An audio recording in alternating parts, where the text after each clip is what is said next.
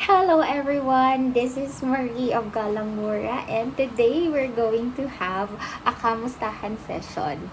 This is about your mental health. And sorry about my skate. Diyan ko talaga siya nilalagay. Pero I still have another one pero nasa baba naman. So, kamusta kayo? Kamusta naman? Kamusta? Okay naman ba? Okay, lipat ko lang ta dito. Okay, so for today, since I am advocating mental health awareness, because aside from I am a THK advisor in our school, which is Teen Health Kiosk. I myself had been to a troublesome water. Yeah. So I was stressed. I've been to psychologist for a long time, battling my emotions and my suicidal tendency. Pero I passed and I survived, and hopefully these tips will also help you. Okay, so how to cultivate positive thinking?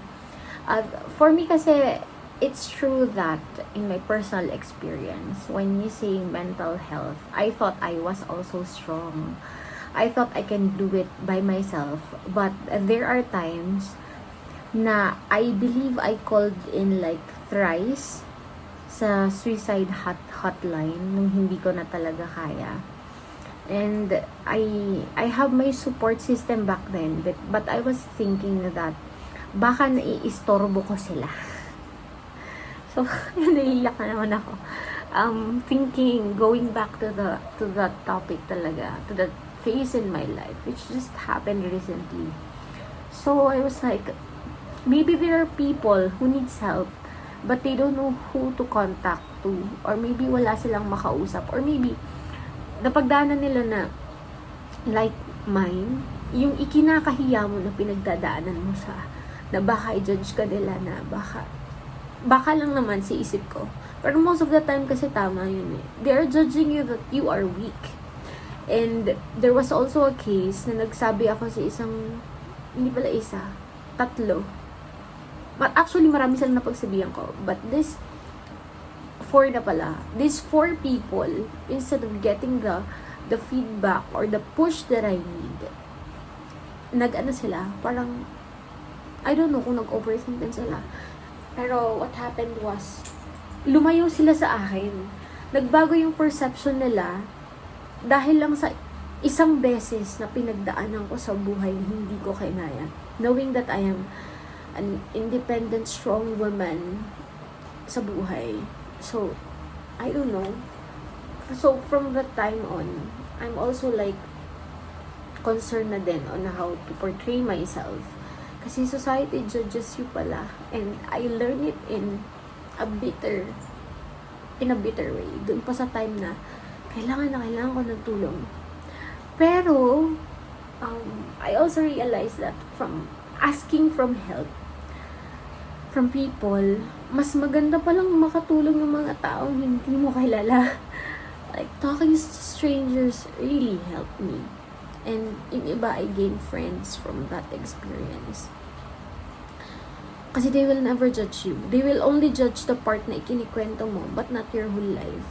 So, kung sino pa yung ka-close ko, sila pa yung lumayo sa akin. So, if you have problem, guys, just avoid the hanging pages, please. Hanging messages, ayoko nang gana na gusto nyo yung may sabihin, tapos mag-hi lang kayo. Gusto ko straight to the point. Usually, hindi ako nagre-reply dun sa mga messages na hi, hello lang, and I don't know kung anong gusto nila. Kasi, let's not both waste our time. I don't need the chatmate or textmate whatsoever. So, ayun. I'm a stranger. You can talk to me. No judging. Pero, if I tell you na you need help or a psychiatrist, please do. Get one. Kasi meron din akong ka-chat ngayon na alam ko na kailangan niya ng tulong, pero ayaw niyang magpatulong. And it's also good na if you need help, ask for help. Okay? Hindi siya mariresolve ng magtatanong lang ng, tingin niyo po ba maganda ako today? Tapos pag sumagot ako ng, oo, okay na siya. Pero pag sinabi ko naman one time na medyo Kasi that's honesty. Tapos bigla siyang alam mo yun. So, I don't know. Hindi ko alam kung makakatulong pa ba yung yes ko. Every time she asked a question about her physical appearance in connection with her mental health. Pero, I already told her naman. Pero, yun na nga, sabi sa inyo, if you need help, ask for help. Okay? Kaya ko eh. Pero that moment, hindi ko talaga kaya. And I am grateful. I was grateful of the help that I had on those times. I'm still on the coping and moving on mode. Pero, yun nga.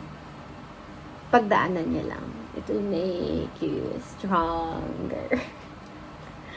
Okay, so, to continue, how to cultivate positive thinking. Okay, the first one is, actually, sa Google, ito yung nakalagay na una. Pero, I'll change it to mine. So, the first one is, maintain a gratitude diary. The moment I wake up, I pray. Before I sleep, I pray. Regardless kung anong religion mo, pray. Ask for guidance, ask for help. And also, practice gratitude, which means you have to count your blessings. Small blessings a lot better. Kasi if you see the big blessings, like I have this house, you focus on the material things. When I count my blessing, I say, I'm grateful for a sound that I hear. Kasi that means I'm not deaf. I'm grateful for the milk tea today. Wala akong COVID kasi I can taste it. And I have the money, the purchasing power to buy it. The third one is, I'm grateful for my job. Regardless of how stressful and toxic it is, it pays my bills. So every time I pray, pinagpapasalamat ko lahat ng maling nangyayari. Kasi somewhere or another, it's going to teach me something I don't know, I didn't know, and it humbles me. I pray for the small things in life. The gratitude, when you feel the gratitude inside you, it makes you, yung sabi ko nga, humble. And also, empathetic and sympathetic to what other feels as well. Kasi, they can reflect kung napapractice mo to. And hopefully it shows. Yeah. So, simple things in life. Okay, so let's have the second one. Choose your tribe wisely.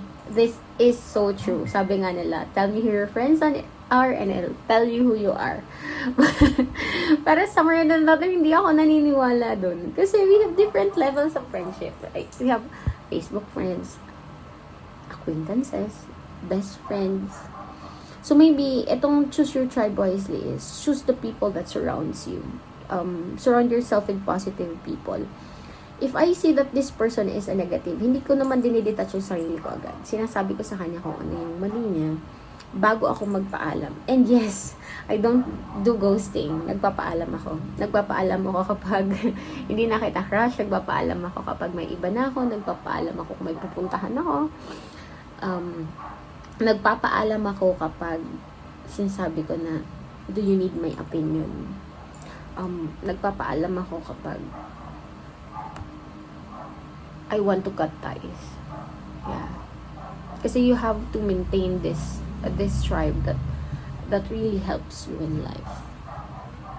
Okay, next, number 3. Take responsibility. Not all the time you have to be the victim of a situation. Sometimes you are the doer of the action. Kaya nagiging victim ka. Pero that doesn't mean you are a victim forever. Okay. May pinagdaanan ako, yes, I was a victim then. Pero I will not say it loudly na I'm just a victim. Kasi when you say a victim, wala ka nang ginawa. So from that, I change it to a victim perspective to a winner's perspective. So if you're going to ask me, are you a victim in that situation? No. I came out stronger, so therefore I am a winner. That's the mindset. Okay, next number is be considerate. When you say be considerate, we all need help. And others need help as well. If there's a time and a place where you can offer help to anyone, because it could mean the world to them. Like for example, may sobra kang food tinapon mo, but there's this person na kailangan yung food na yun. Tapos ibibigay mo sa kanya, like yung mga nanlilimos. That's actually a big help. Pero I'm not promoting yung pagbibigay doon sa kalsada kasi diba? Giving to the poor is against sa ating batas kasi you are also telling them na you can do this and that. What I mean to say with be helpful is isa lugar natin and kung wag tayo masyadong magastos kasi that's also one way of helping ourselves self-save din and helping the environment, diba? So yeah, that's it. Okay, next one is adopt a healthy lifestyle. Sabi nga nila, if you're sad, drink water, run. If you cannot run, walk. Right? So how are you going to have a healthy lifestyle? Kaya tayo sad kasi we are not moving. Usually, if there's a movement, it provides oxytocin, which is a happy hormone. Send signals to our brain na happy tayo. Kaya every time na yung mga tao nag-workout, they went back happy. And nakakatulong yun lalo kapag para maging sexy ka, para maging productive ka. Okay? Okay, next one is positive self-talk. Which is true. The way you talk to yourself, it shows. Like, kapag may dumating na problema sa'yo, how are you going to deal with it? Like ako, kaya mo yan. Kapag may problema, paano ko bibigyan ng solusyon? Hindi ko siya igugosip na, ito may problema, hindi ko na nga alam ang gagawin. It's more of, ito may problema, so anong solusyon? Ito may problema, so may solusyon. May taong may kaaway ka, ito anong solusyon? Ngayon, kung wala nang solusyon, para siyang math. The problem, wala nang sagot, edi no solution. Pero it's still a solution. No solution is a solution. Para lang din sa relationship. No closure is a closure. Well, for some, this is not applicable for everyone. And also, if there are people naman na who don't like you, then don't. Kahit like nyo sila, then they don't like you. Don't. Diba? So, it's how you handle yourself and how are you going to talk to yourself positively kapag dumating yung time na to. Maybe another one is when you're in a relationship and ayaw na sa'yo, then let go and move on. Mukha siyang madali, mahirap siya, pero every single journey starts with a one step.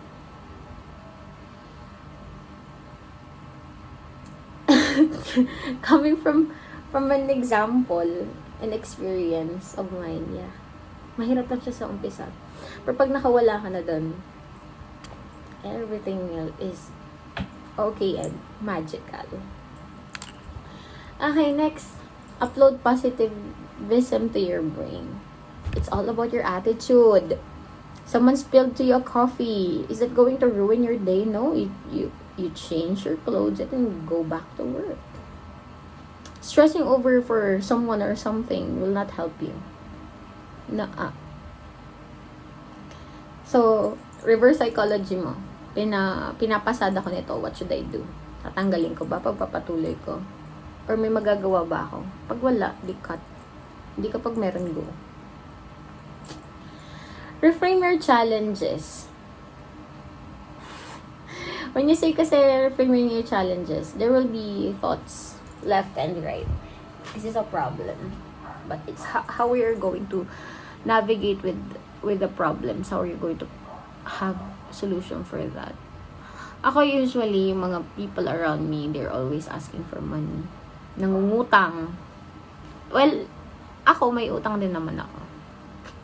And I'm proud of it. Kasi Kapag nangungutang ako, that means I'm making investment and purchases for myself. Usually, yung nangihiram sa akin, mga kakilala ko naman. Pero, bakit ako nakakapagpautang? I answered one question in my life na hindi ko afford to. Anong gagawin ko? Sasabihin ko na lang bang hindi ko talaga siya afford? Or should I rephrase the question to, how can I afford this? See? Lahat ng problema merong solusyon. You just have to turn problems into solution. Marami nang yumaman kaya may problema. Like yung Facebook. Anong problema? Communication. Paano mo papabilis? We have Facebook. Dating. Ayaw mong lumabas. Online. So we got Tinder. Everything is online. And there's a lot of solution to our problems. You just gotta look for the right answer by reversing it to a positive question and solution. Okay, so that's it. Stay positive, people. If you need any help, I'm here to help you. And if you need a proper help, I can suggest phone numbers and Facebook pages for you to talk to. And see you again next meeting sa ating kamustahan. Bye!